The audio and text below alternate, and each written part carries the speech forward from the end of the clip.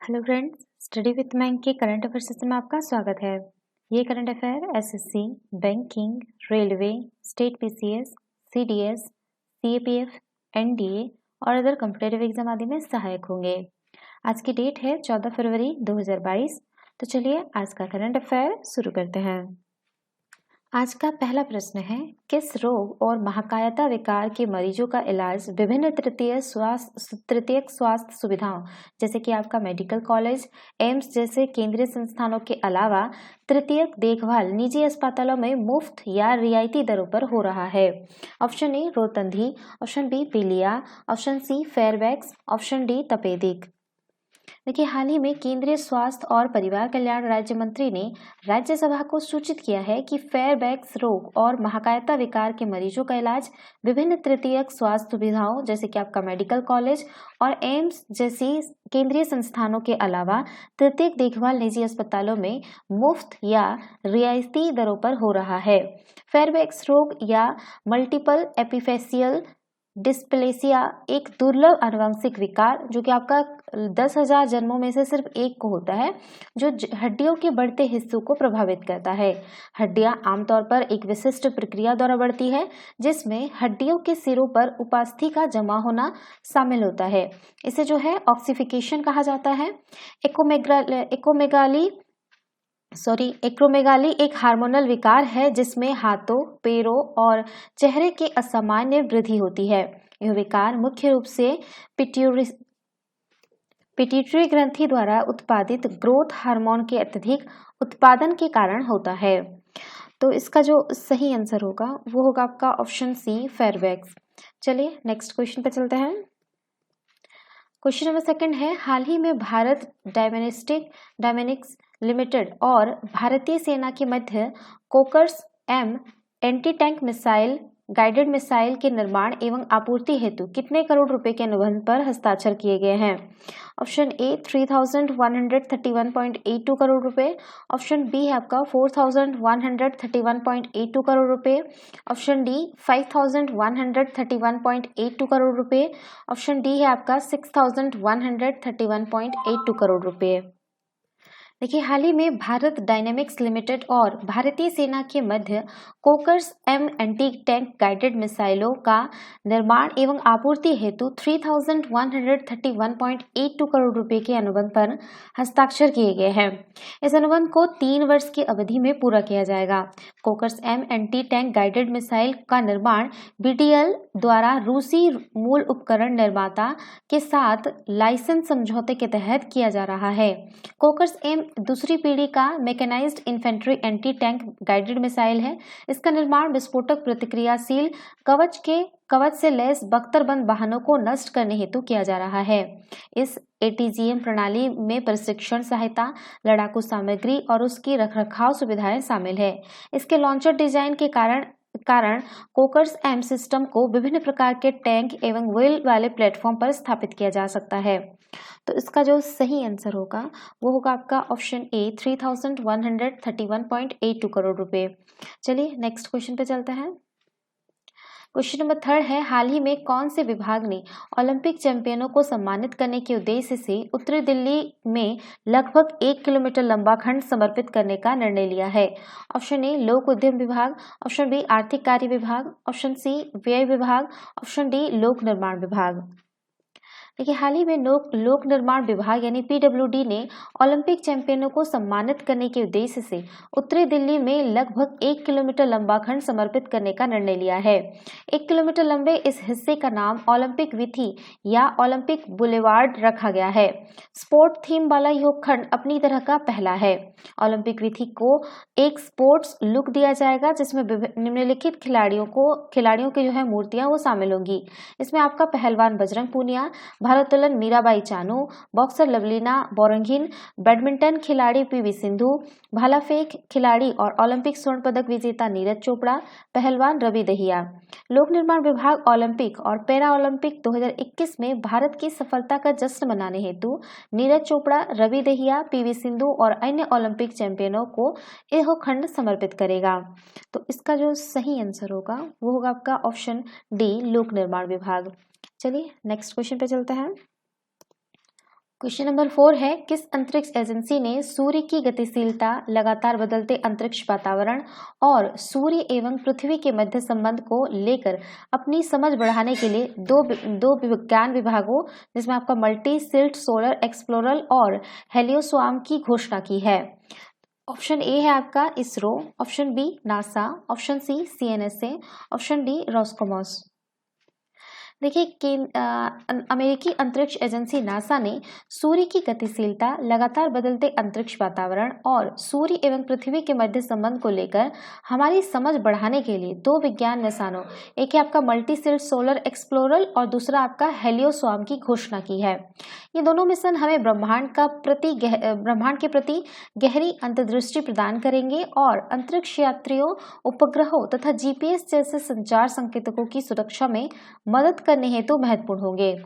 Multi silt solar explorer mission वैज्ञानिकों को सूर्य के कोरोना को गर्म करने वाले कारणों और उस बाहरी क्षेत्र में विस्फोटों को समझने में मदद करेगा जो अंतरिक्ष मौसम को प्रभावित करता है। हेलियोस्वाम मिशन 9 अंतरिक्ष यानों का एक समूह है जो चुंबकीय क्षेत्र में उतार चढ़ाव के पहले मल्टी स्केल इन स्पेस मापन और सौर पवन अस्थिरता के रूप में ज्ञात सोलर विंड की गति को समझने में मदद करेगा। तो इसका जो सही आंसर होगा वो होगा आपका ऑप्शन बी नासा। चलिए नेक्स्ट क्वेश्चन पे चलते हैं।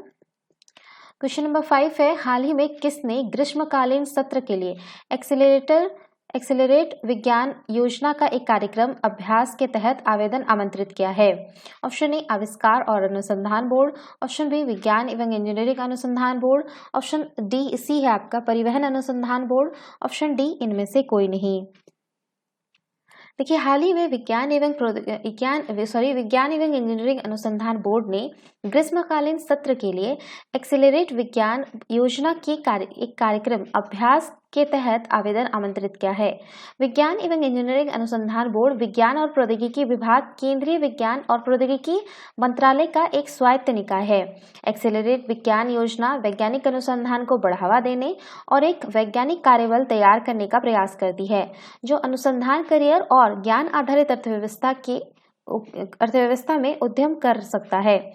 एक्सेलरेट विज्ञान योजना का लक्ष्य देश में अनुसंधान आधार का विस्तार करना है जिसमें 3 व्यापक लक्षण शामिल है। इसमें आपका सभी वैज्ञानिक प्रशिक्षण कार्यक्रमों को संकलन, एकत्रीकरण, दूसरा है आपका हाई एंड अभिविन्यास कार्यशालाएं शुरू करना और तीसरा प्रशिक्षण एवं कौशल इंटर्नशिप के अवसर प्रदान करना।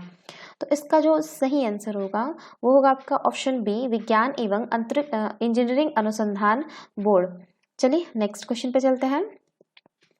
क्वेश्चन नंबर 6 है, किस कंपनी द्वारा लॉन्च किए गए high speed internet Starlink satellites में से कुछ सैटेलाइट्स भूचुंबकीय तूफान की वजह से नष्ट हो गए?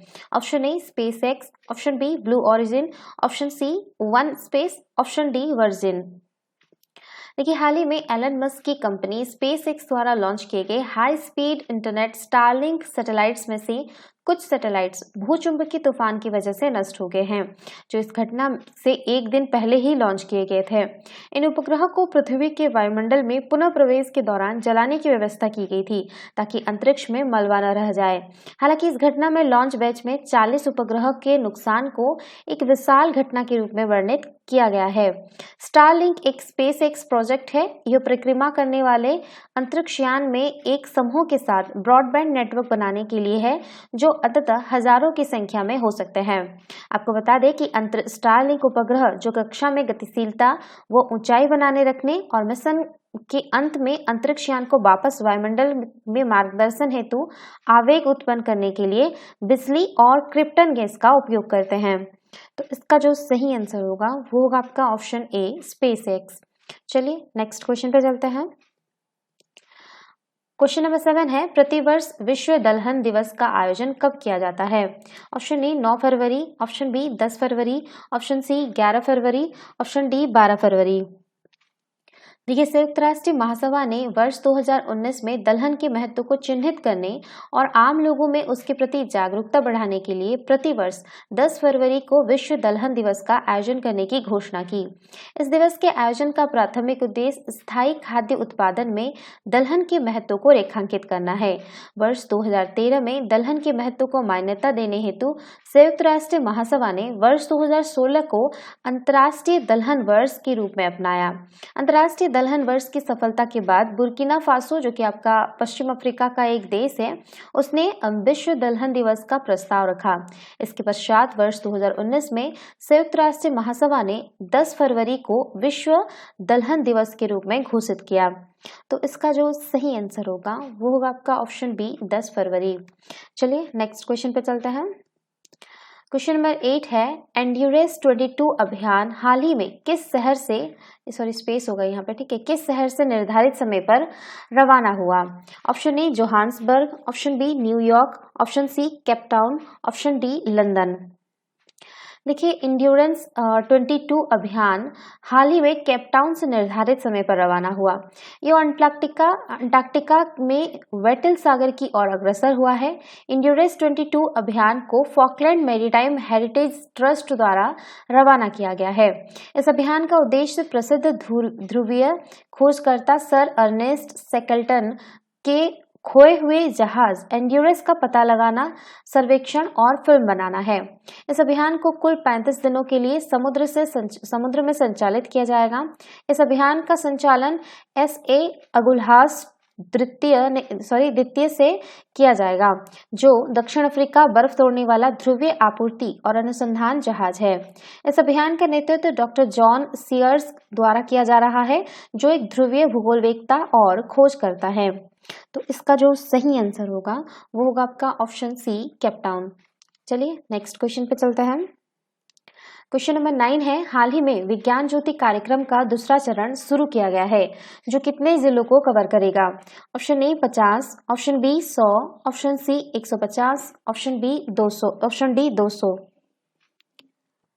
देखिए, हाल ही में विज्ञान ज्योति कार्यक्रम का दूसरा चरण शुरू किया गया है, जो 100 जिलों को कवर करेगा। विज्ञान ज्योति कार्यक्रम विज्ञान एवं प्रौद्योगिकी विभाग, विज्ञान और प्रौद्योगिकी मंत्रालय द्वारा शुरू किया गया था।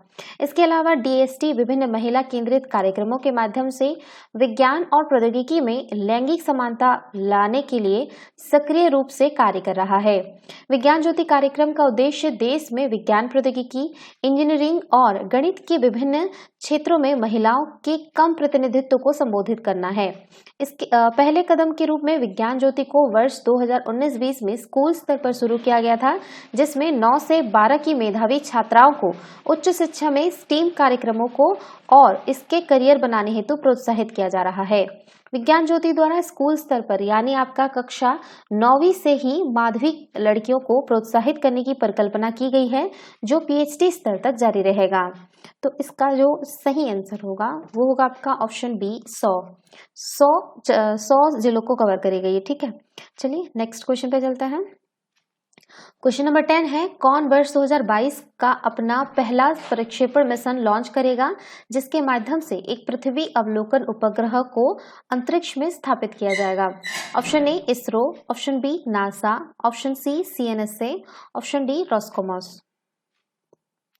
देखिए, भारतीय अंतरिक्ष अनुसंधान संगठन यानी इसरो ने वर्ष 2022 का अपना पहला प्रक्षेपण मिशन PSLV C-52 लॉन्च करेगा, जिसके माध्यम से एक पृथ्वी अवलोकन उपग्रह EOS-04 को अंतरिक्ष में स्थापित किया जाएगा। इस संबंध में इसरो द्वारा जारी अधिसूचना के मुताबिक PSLV C-52 मिशन के माध्यम से 1710 किलोग्राम वजन वाले EOS-04 उपग्रह को 529 किलोमीटर की सूर्य तुल्यकालीन ध्रुवीय कक्षा में स्थापित किया जाएगा। इसके अलावा PSLV C-52 मिशन में 2 छोटे उपग्रह को भी शामिल किया जाएगा। EOS-04 एक रडार इमेजिंग सैटेलाइट है, जिसे कृषि, वानिकी और वृक्षारोपण, मिट्टी की नमी और जल विज्ञान तथा बाढ़ मानचित्रण जैसे अनुप्रयोगों के लिए सभी प्रकार की मौसम स्थितियों में उच्च गुणवत्ता वाली तस्वीरें प्रदान करने के उद्देश्य से डिजाइन किया गया है। तो इसका जो सही आंसर होगा वो होगा आपका ऑप्शन ए, इसरो। तो ये थे आज के करंट अफेयर। वीडियो पसंद आए तो लाइक, शेयर और कमेंट करना ना भूलें। साथ ही साथ चैनल को सब्सक्राइब करना ना भूलें। Thanks for watching. Have a nice day. Take care.